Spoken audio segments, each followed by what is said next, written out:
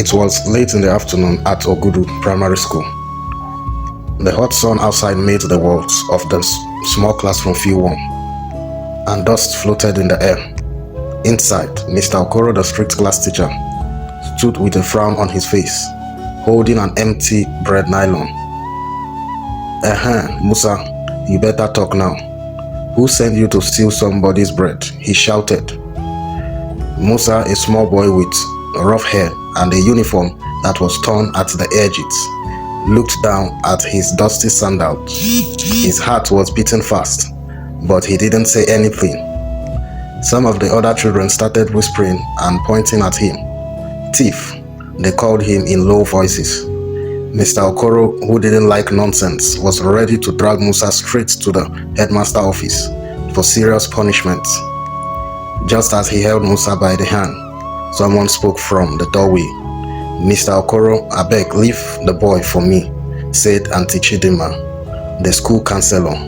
She was a soft-spoken woman, always wearing bright Ankara skirt and a friendly smile.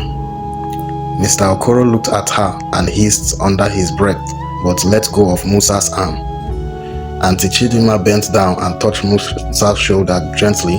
Come with me, Musa, let us talk small, she said kindly. They walked down slowly along the dusty corridor, passing other classrooms where children's voices floated out like music. Auntie Chidima opened the door to her small office where colorful posters covered the walls, and an old standing fan buzzed tiredly in the corner. Sit down, my dear, she said. Musa sat quietly, his small hand folded tightly in his lap. Auntie Chidima sat him and spoke gently. I know you took the bread, she said, but I don't believe you are a bad boy. Can you tell me what happened? Musa was quiet. He didn't lift his head. He just pulled at a loose thread on his torn shirts. Auntie Chidima didn't rush him. She waited patiently like the evening rain.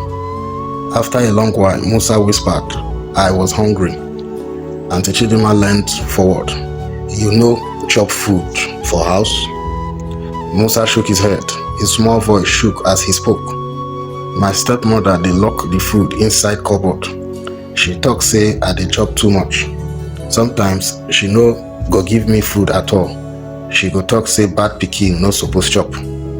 As he spoke, a small tear rolled down his dusty cheek. He swiped it away quickly, looking ashamed.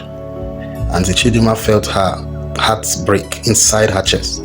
She stood up quietly and brought out a small nylon bag from her drawer. Inside, there was a wrapped akara and bread she had kept for emergencies.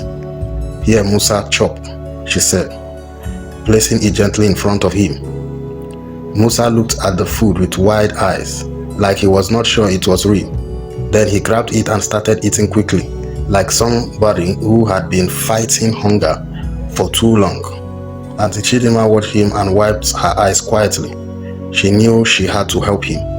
She would talk to the headmaster, call welfare people, do anything to make sure Musa would not suffer again. That evening, when the school was empty and the orange sun was setting behind the palm trees, Auntie Chidima sat alone in her office thinking deeply. She made a strong promise in her heart. She would fight for Musa. And that night, for the first time in many months, Musa slept with a full belly and a little bit of peace in his heart, knowing that somebody cared for him.